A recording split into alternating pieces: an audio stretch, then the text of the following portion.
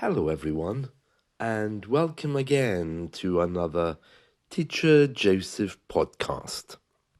Today, we're going to try to answer the question, why aren't London's airports actually in London?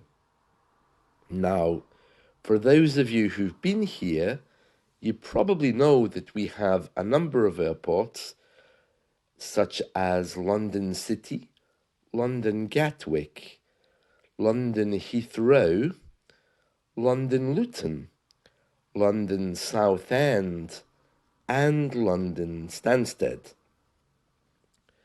But only London City Airport is actually inside London. London Heathrow is in the suburbs, and the others are far, far away.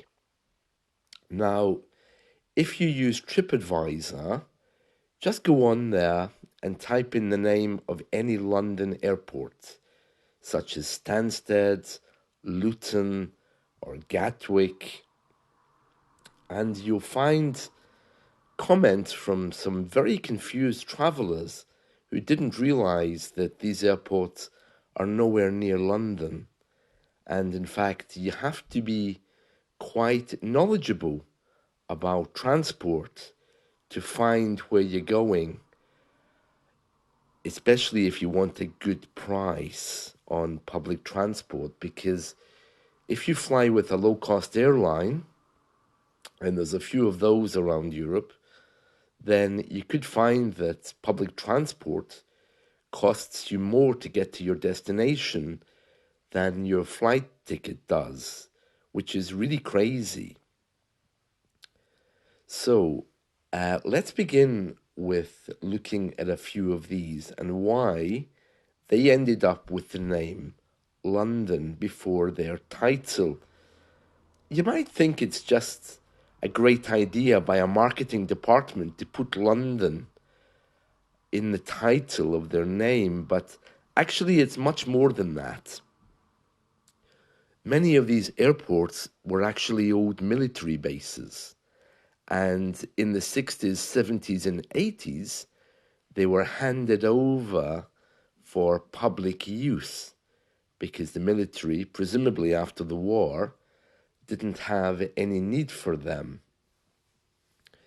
The airports themselves argue that they are in the countryside surrounding London, but even that is not really very accurate because many of them really are nowhere near London. The argument is, at least on their part, that they all have direct rail services into London city centre, and therefore that gives them the right to use the name London. Now, there's been a number of complaints about that over the years because it is very misleading. The Civil Aviation Authority, that's the people who look after our airlines and our airspace, they say that for them it's not a problem. You can call an airport what you want. There's a few government departments who have had issues with this in the past and have received complaints, but in the final moments they said, well, actually, it's not really a big problem because all of these airports do have transport links into London, so to call it a London airport really isn't very misleading. Only City Airport is actually in London. Gatwick is far away and Heathrow is just outside London. So Heathrow is probably the closest. As a military base, it was always known as London Airport, so I can understand why that has the London name. Gatwick from the beginning also was called London Gatwick. So you see, it's not just about marketing, it's probably more about history. On the other hand, Southend, for example, is on the coast. It's on the east coast, it's nowhere near London. But their argument is, well, yeah, we're nowhere near London, but we land our planes so close to the railway station that to get to the railway station is much quicker than any other airport. So therefore, we can call ourselves London Southend. Yeah, but the problem there, of course, is you might end up waiting many hours for a train to arrive because it's so far off the beaten track. So there's many issues and confusion around this idea of these airports all having London in their name. But as long as they have transport links, they say, well, it's not a problem. Speaking of transport links, though, if you are intending to travel this summer to London or the London area, you need to know that there's a number of strikes planned by our train companies. So, for example, from the 22nd of July 2023, the trains will be on strike for a few days. And also in that same week, the metro system in London will be shut down for a week. So you see, it's not as easy as it sounds. Also, you have to know that if you arrive at any of these airports without a pre-purchased ticket for a train, it could work out to be very, very expensive for you to use the train service. So it would be better to travel by bus. Also, I think Heathrow has a direct metro service, which would be cheaper, or try to make other arrangements. But public transport in that area really isn't cheap, so you have to be aware of that. So let's have a look just to see when they started using the name London. Well, London Southend was rebranded to include the name London in 2012.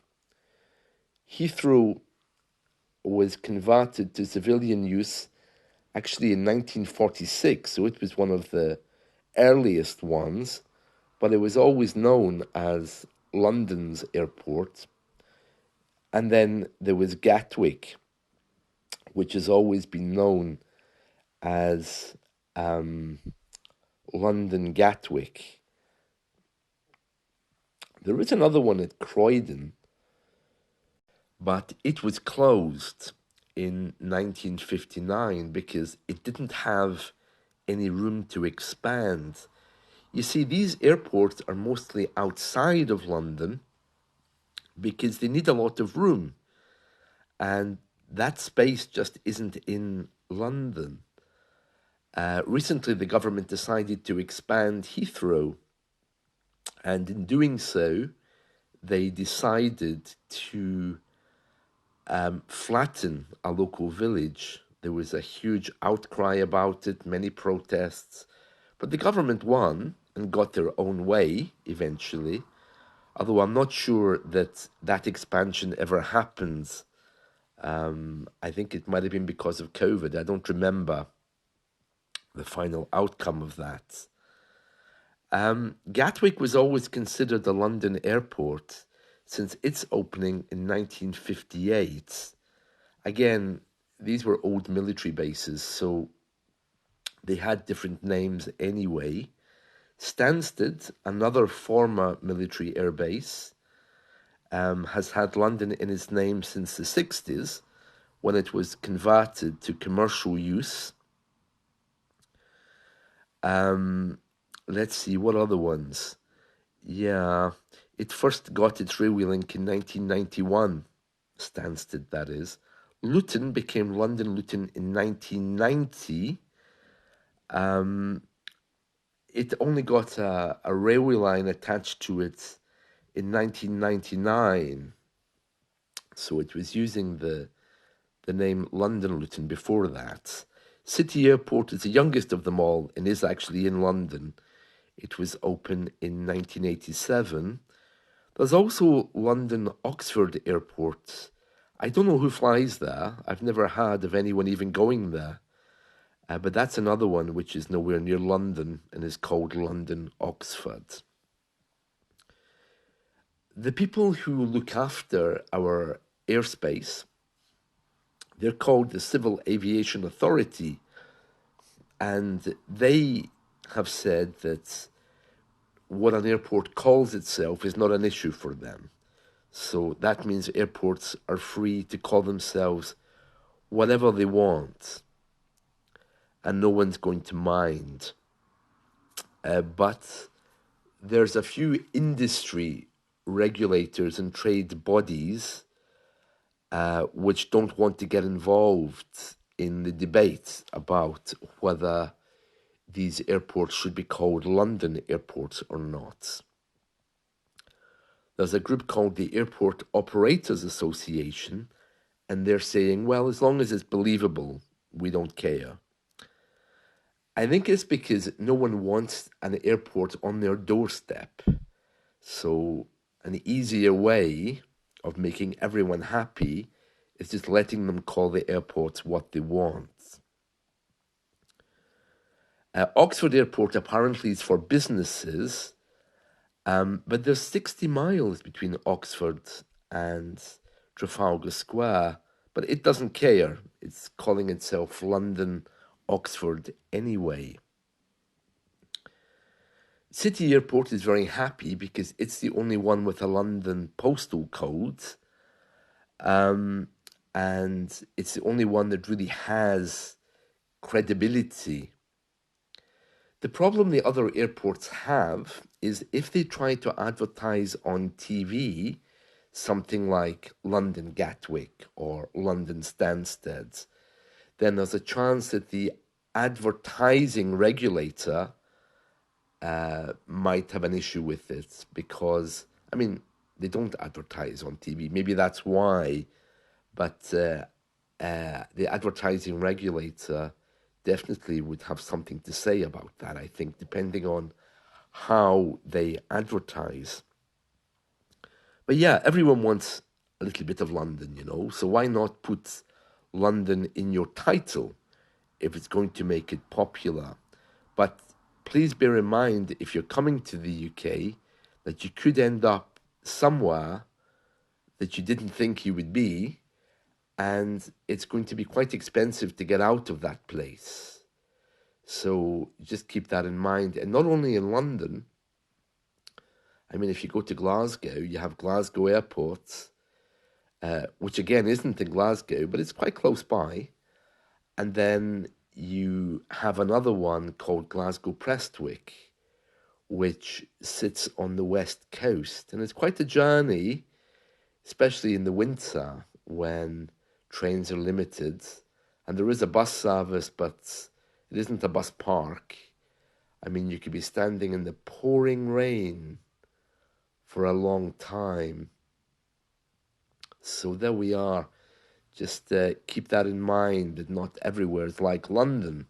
So I really advise you to check a lot about your transport links. And I don't want you to be one of these TripAdvisor people who puts a comment on there really surprised that you got stuck at an airport somewhere. That's it. Okay, so take care and have a good day. Bye.